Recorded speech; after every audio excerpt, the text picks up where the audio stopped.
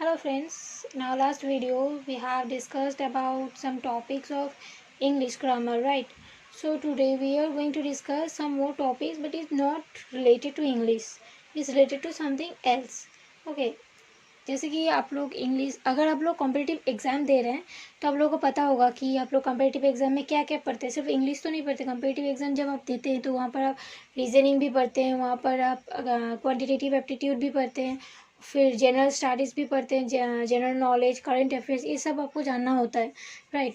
So English के साथ साथ आज हम जो वीडियो बनाने जा रहे हैं वो होगा रीजनिंग के बारे में। Okay, that is actually general intelligence.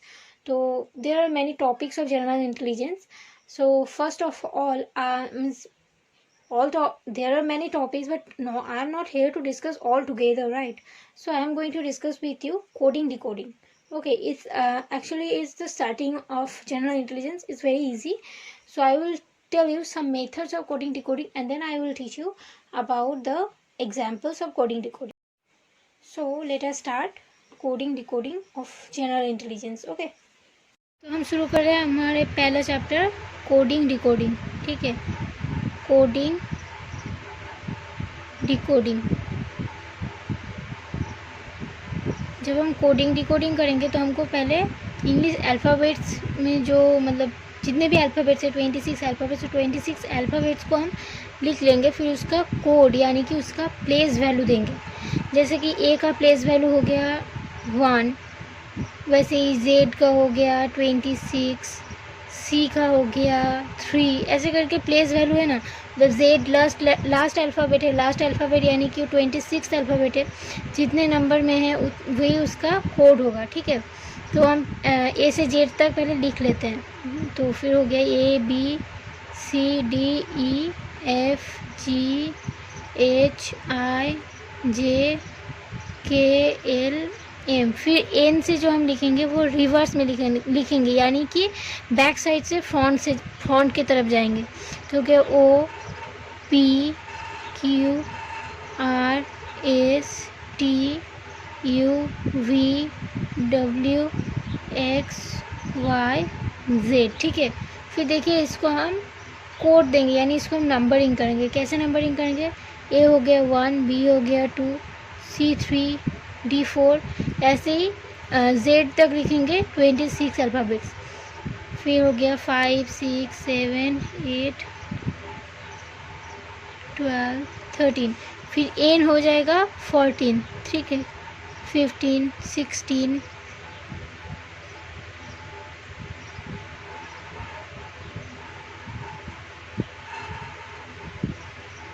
ठीक है, ऐसे हो गया 26 लेटर्स. ठीक है, और ये 26 लेटर्स जो हैं इनका मतलब इनको हम कोडिंग भी कर दिए. जैसे A1 हो गया, B2 हो गया, C3 हो गया, D4 हो गया, ऐसे करके हो गया.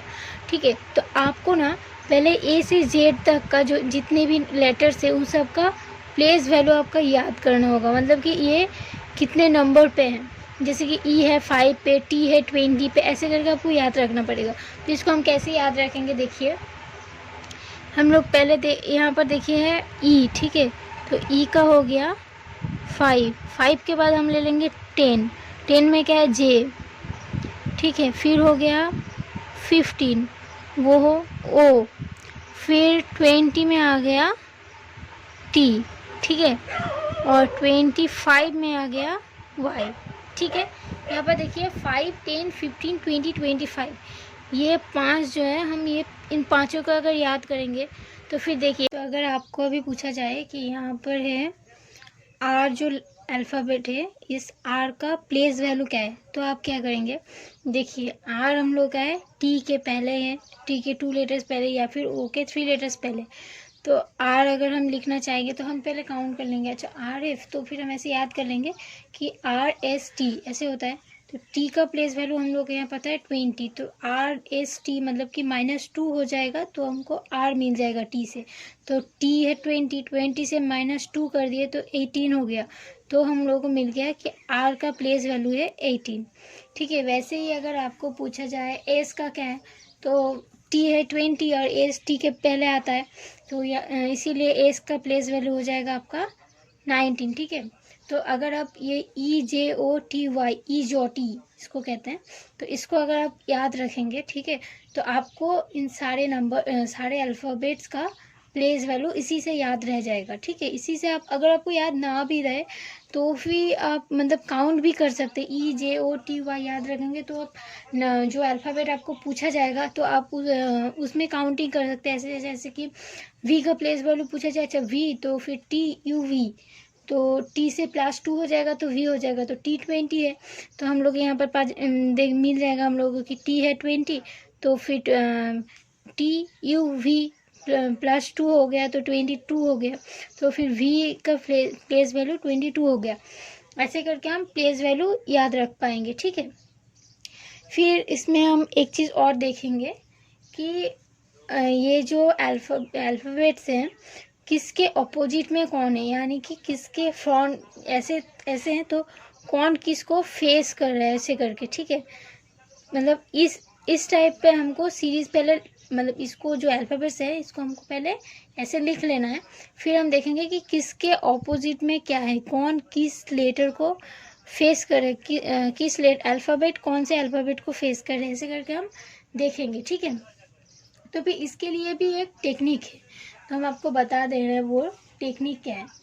जैसे कि देखिए ए के ऑपोजिट में, मतलब ए के रिवर्स में जेड है, ये तो आपको पता है, क्योंकि अब देखिए जैसे A to Z अगर हम ऐसे बोले तो हम लोगों को मिल जाएगा ए के ऑपोजिट में हो गया Z, ठीक है।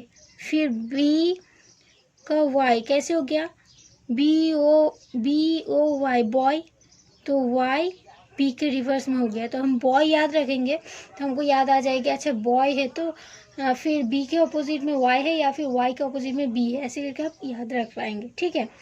फिर देखिए C के ऑपोजिट में क्या है, C है, C के ऑपोजिट में है X, तो हम इसको कैसे याद रखेंगे, C हम लोग वो क्रिसमस मनाते हैं, राइट, तो C से हो गया क्राइस्ट, CHRIST,